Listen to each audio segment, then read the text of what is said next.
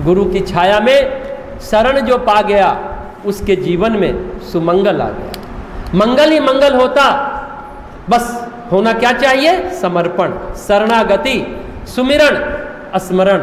गुरु सचमुच सिर्फ गुरु ज्ञान ही नहीं देता, अंधकार से प्रकाश की ओर ही नहीं ले जाता। गुरु प्रेम देता है, गुरु हमें आशीष देता है।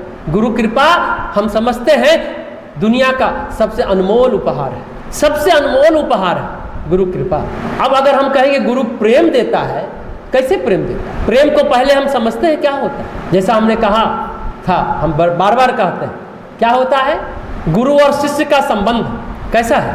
आप कल्पना कीजिए, आपको चंद्रमा चाहिए, चंद्रमा तक सीढ़ी है, लेकिन सीढ़ी किस चीज की है? साबुन की सीढ़ी, और घनघोर मूसलाधार बरसात हो और आपको चंद्रमा तक पहुंचना हो, मोक्ष तक पहुंचना हो, मुक्ति का रास्ता अपनाना हो, कैवल्य की प्राप्ति हो, निर्विकल्प समाधि चाहते हो, लेकिन क्या हुआ? भारी बरसात हो, फिसल रहा हो, साबुन की सीढ़ी हो, आप बार बार ऊपर चढ़ते हैं, उतर जाते हैं, गिर जाते हैं, फिसल जाते हैं, नीचे गिर जाते हैं। ये जीवात्मा की यही गति है, यही स्थिति होती है।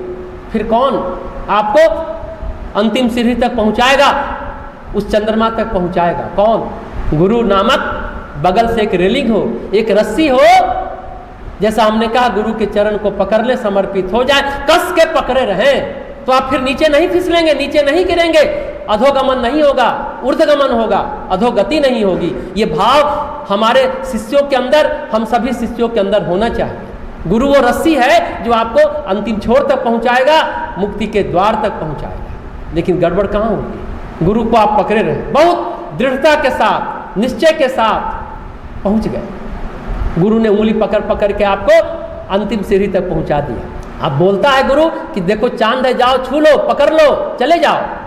अब शिष्य सोचता है कैसे छोड़ दूं ये हाथ, ये यहां तक पहुंचा दिया, ये उंगली को कैसे छोड़ दूं?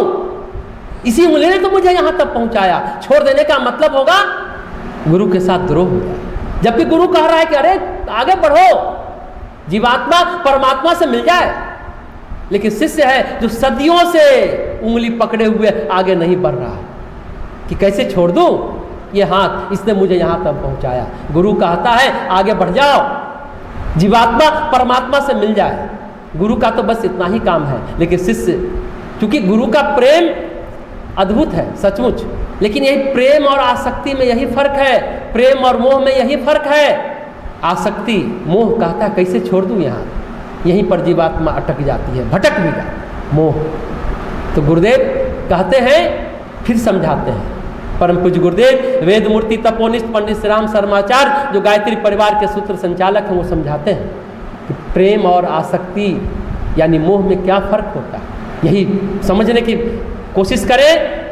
गुरु प्रेम देता है, गुरु मोह नहीं देता, गुरु आसक्ति नहीं देता। लेकिन शिष्य का मैं जो होता है ना, वो आसक्ति बस, मोह बस, गुरु को छोड़ता नहीं, आगे बढ़ता नहीं। प्रेम और आसक्ति यानी मोह में फर्क होता है। प्रेम में मैं नहीं होता, मैं अनुपस्थित होता है। आसक्ति या मोह में मैं उपस्थित होता। प्रेम में जब मैं अनुपस्थित होता है ना, तो चेतना आकाशवत हो जाती,